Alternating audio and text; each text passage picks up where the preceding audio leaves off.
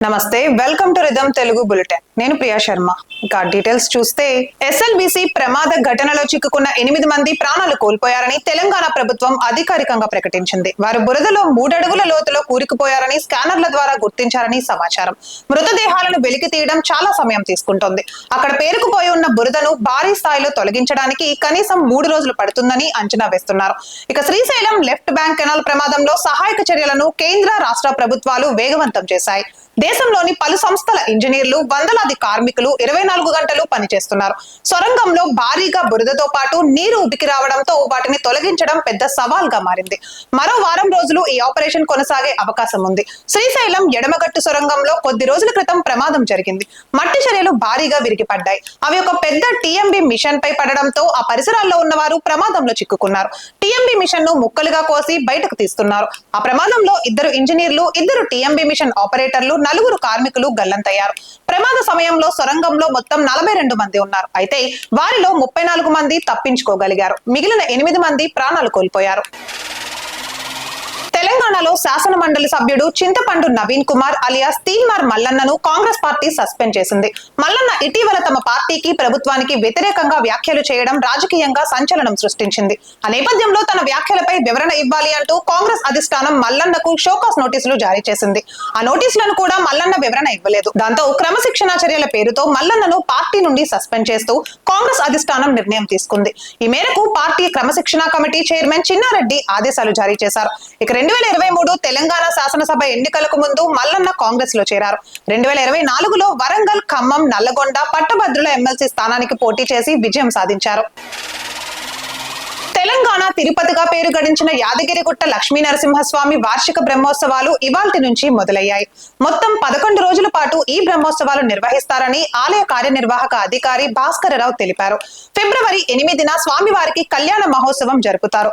ఇక 9వ తేదీన దివ్య విమాన రథోత్సవం నిర్వహిస్తారు.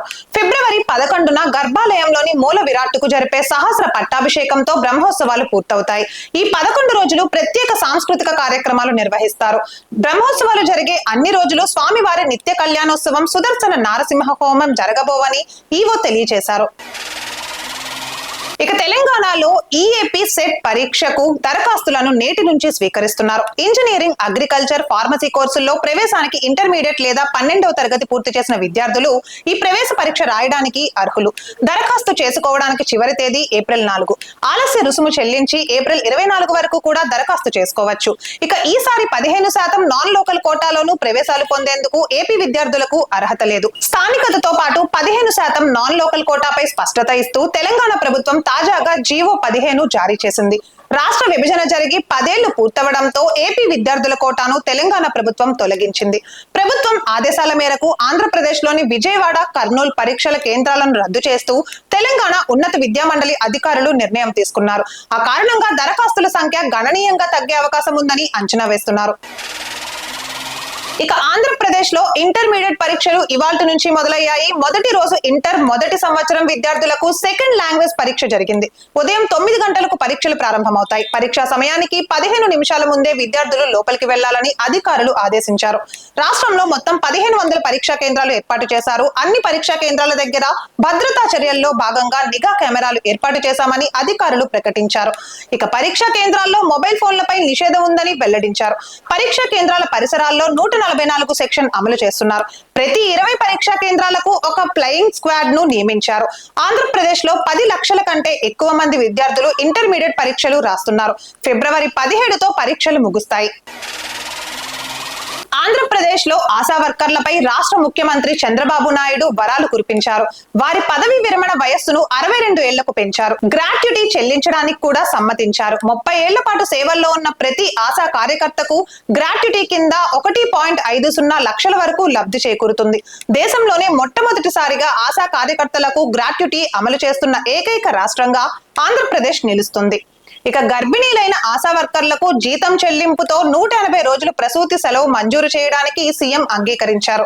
2 కాన్పుల వరకు ఆశా వర్కర్లకు ఈ ప్రయోజనం అందుబాటులో ఉంటుంది. ఈ నిర్ణయాల వల్ల రాష్ట్రంలోని 42,752 మంది ఆశా వర్కర్లకు లబ్ధి చేకూరనుంది.